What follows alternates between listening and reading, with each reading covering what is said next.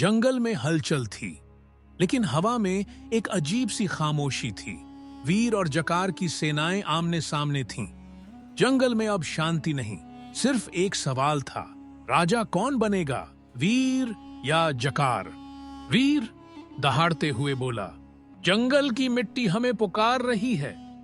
ये युद्ध ताकत के लिए नहीं, न्याय के लिए है। भीम और भालू, क्या तुम सब मेरे साथ हो? वहां पर खड़ा भीम बोला, हम आपके पीछे खड़े हैं राजा वीर। अगर जकार कोई साजिश करने की कोशिश की तो मैं उसका गाड़ फाड़ देंगे।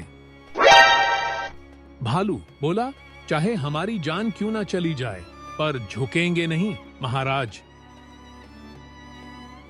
जकार घमंड से बोला, आत्मा नहीं वीर, ताकत राज करती है, ताकत। वीर बोला, बस जकार, अब और नहीं, जंगल की आत्मा अब और बर्दाश्त नहीं करेगी।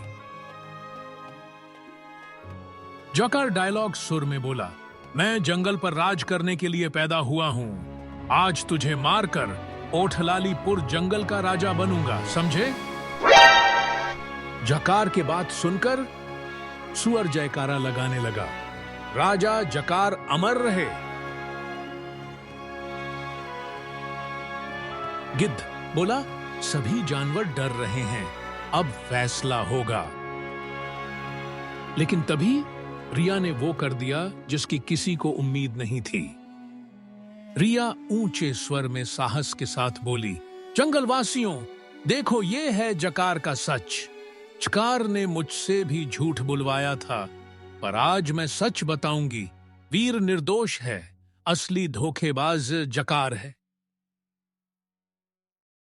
रिया ने जकार के सारे राज जंगल के सामने खोल दिए।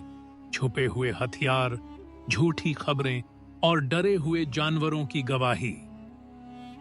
हिरण हैरानी और गुस्से से बोला, जकार, तुमने हमें धोखा दिया गया, इसके लिए मैं तुझे छोड़ेंगे नहीं। तोता चीखते हुए बोला, जकार राजा नहीं हो सकता। पूरा जंगल सन्न रह गया। अब लड़ाई सिर्फ ताकत की नहीं, सच्चाई की थी। भीड़ में गुस्से की लहर दौड़ गई। जकार अब अकेला था, पर उसकी आंखों में अब भी जंग थी। जकार गर्जना के साथ बोला, अगर हारना ही है तो लड़कर हारूंगा वीर, ऐसे कायरों की तरह नहीं।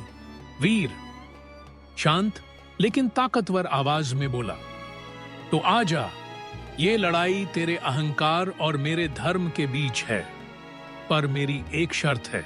जकार राजा वीर की बात सुनकर बोला, कैसी शर्त? वीर बोला, अगर तू मुझसे हार गया तो तुझे इस जंगल की 5 साल गुलामी करनी होगी। बोलो मंजूर है? वीर बोला, हाँ मुझे मंजूर है। घंटों की चुप्पी के बाद जंगल गूंज उठा। फिर शुरू हुआ आखिरी टकराव।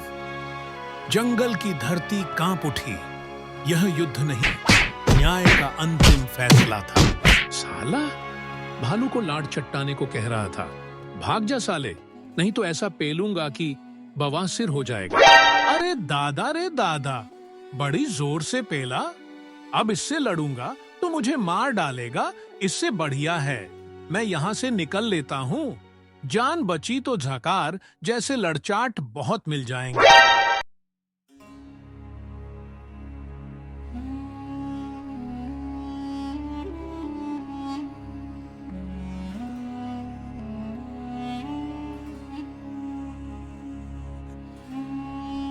झाट फूसी की औलाद भीम हाथी से लड़ने चला था। जंगल की धरती कांप उठी। यह युद्ध नहीं, न्याय का अंतिम फैसला था। वीर ने बड़े जोर से मारा। जकार पीछे की ओर फिसल गया। जकार बोला, मैं हार नहीं सकता। वीर बोला, सच्चाई से बड़ा कोई ताकत नहीं होती। जकार, अब तू हार चुका है। अब शर्त मुताबिक तुम्हें 5 साल इस जंगल वासियों की गुलामी करने के लिए तैयार हो जाओ। जकार हार चुका था। जंगल की हवा अब साफ थी। डर मिट चुका था। जानवरों की आंखों में फिर उम्मीद थी। वीर भावुक स्वर में बोला, मैं कोई ताज नहीं पहनूंगा। मैं जंगल का रक्षक हूं, राजा नहीं मालिक हूं। रिया स्नेह और सम्मान के साथ बोली, और यही जंगल को चाहिए महाराज, एक नेता नहीं बल्कि एक रक्षक जो अपने प्रजा का देखभाल कर सके। भीम बड़े गर्व से बोला, आज जंगल ने अपना फैसला खुद किया है महाराज। झकार की चालें थम चुकी थीं और जंगल के जानवरों को उसका असली राजा मिल चुका था।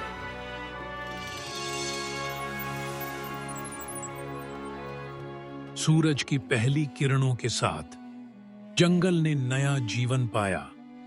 कभी टूटा हुआ जंगल अब फिर से एक हो चुका था। जहां डर था वहां अब विश्वास है। जंगल अब शांत था, पर हर शांति के बाद आती है नई हलचल, क्योंकि जंगल में हर पेड़, हर परछाई एक नई कहानी को जन्म दे सकती है। कहीं दूर एक घायल परछाई उठ रही थी, और वो सिर्फ बदला नहीं, जंगल की सत्ता को खत्म करने का सपना देख रही थी। जल्द आ रहा है अगला एपिसोड, जंगल के नए शिकारी।